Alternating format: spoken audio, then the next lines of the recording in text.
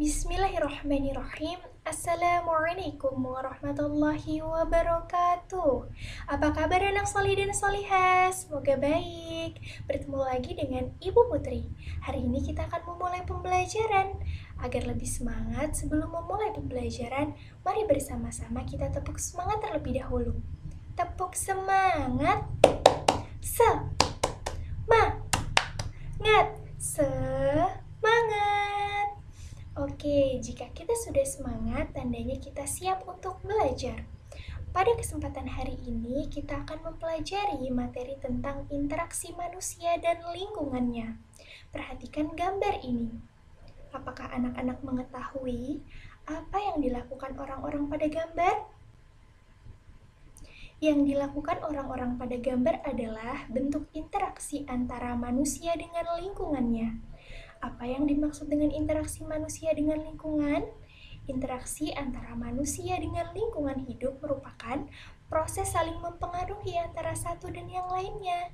Lingkungan hidup manusia terdiri atas lingkungan alam, lingkungan sosial, lingkungan budaya, dan lingkungan ekonomi. Bagaimanakah pengaruh interaksi manusia dengan lingkungan terhadap pembangunan sosial, budaya, dan ekonomi?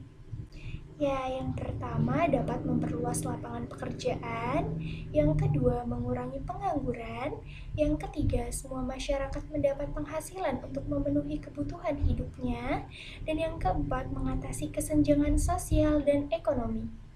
Selanjutnya, perhatikan gambar ini. Gambar ini adalah gambar interaksi manusia. Pada gambar ini terdapat 3 bentuk interaksi. Pada gambar yang pertama terdapat interaksi antar individu.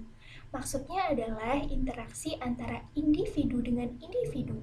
Contohnya seorang ibu dengan anaknya. Pada gambar yang kedua terdapat interaksi antara individu dengan kelompok.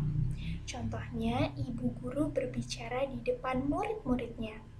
Pada gambar yang ketiga, terdapat interaksi antara kelompok dengan kelompok. Contohnya, interaksi antara 2 tim pemain sepak bola. Manusia hidup dalam lingkungan tertentu. Lingkungan adalah ruang yang ditempati oleh makhluk hidup dan benda tak hidup. Kehidupan manusia tidak dapat dipisahkan dari lingkungannya, baik lingkungan alam maupun lingkungan sosial. Manusia tidak bisa hidup sendiri untuk memenuhi kebutuhan hidupnya. Manusia pasti membutuhkan orang lain. Secara kodratnya, setiap manusia akan berinteraksi. Interaksi itu bisa dilakukan antara individu dengan individu, individu dengan kelompok, dan kelompok dengan kelompok. Contoh lain dari ketiga interaksi tersebut adalah yang pertama, interaksi antar individu. Contoh yang pertama, seorang siswa bertanya kepada gurunya tentang materi pembelajaran. Contoh yang kedua, seorang anak menolong temannya yang jatuh. Contoh yang ketiga, seorang anak menyapa temannya saat bertemu di jalan. Yang kedua, interaksi antara individu dengan kelompok. Contoh yang pertama, orang berpidato di depan khalayak pada suatu acara. Contoh yang kedua, presiden dengan rakyatnya. Contoh yang ketiga, ketua kelompok dengan anggotanya saat berdiskusi. Yang ketiga, interaksi antar kelompok. Contoh yang pertama, pertandingan basket antar sekolah. Dan contoh yang kedua, suatu kelompok melakukan presentasi di depan kelompok lain saat pembelajaran di kelas. Interaksi sosial dilakukan oleh setiap individu. Mengapa demikian? Karena dengan melakukan interaksi sosial, individu dapat mencukupi semua kebutuhan hidupnya. Contoh, saat kamu makan nasi, tentu nasi yang dimakan berasal dari beras. Beras berasal dari padi yang ditanam petani. Sebelum menjadi beras, padi digiling oleh orang lain. Bahkan, nasi yang dimakan merupakan masakan orang lain. Selain untuk memenuhi kebutuhan hidup, interaksi juga merupakan sarana untuk mencapai tujuan bersama. Interaksi sosial tidak selamanya mengarah pada kebersamaan atau persatuan. Oleh karena itu, interaksi sosial dibedakan menjadi 2. Yang pertama, interaksi yang mengarah pada persatuan, dan yang kedua, interaksi yang mengarah pada perpecahan. Interaksi sosial yang mengarah pada persatuan adalah yang pertama, siswa-siswi bergotong royong membersihkan lingkungan sekolah. Yang kedua, siswa-siswi mengadakan musyawarah untuk pelaksanaan pemilihan ketua kelas. Selanjutnya, ada interaksi sosial yang mengarah pada perpecahan. Yang pertama adalah saling mengejek teman, dan yang kedua, tawuran antar pelajar. Selanjutnya, bagi anak soli dan solihah yang ingin bertanya, Ibu membuka peluang pertanyaan. Silahkan kirim pertanyaannya melalui pesan dan kirimkan ke Ibu ya. Baik, sudah ada pertanyaan masuk. Pertanyaan yang pertama datang dari anak Salih. Pertanyaan, mengapa disebut dengan interaksi yang mengarah kepada persatuan dan perpecahan, Bu? Baik, Ibu akan jawab.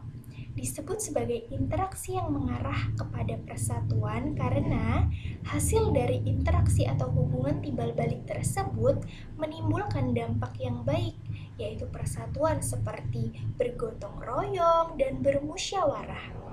Selanjutnya disebut sebagai interaksi yang mengarah kepada perpecahan karena hasil dari interaksi atau hubungan timbal balik tersebut menimbulkan dampak yang buruk, yaitu perpecahan seperti saling mengejek dan tawuran antar pelajar. Selanjutnya, pertanyaan yang kedua datang dari anak solihah. Pertanyaannya, apa yang akan terjadi jika perpecahan itu terjadi sebagai akibat dari interaksi sosial yang buruk? Baik, Ibu akan jawab.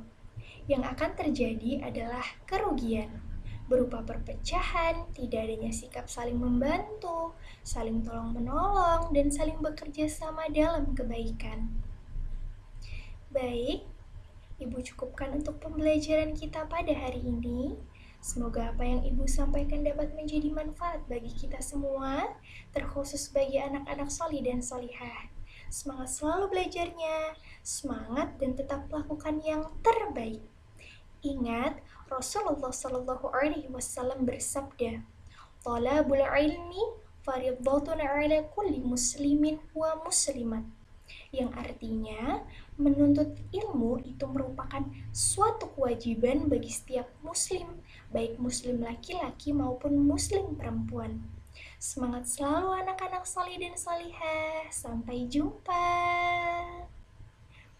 Syukran jazakumullahu khairan katsiran.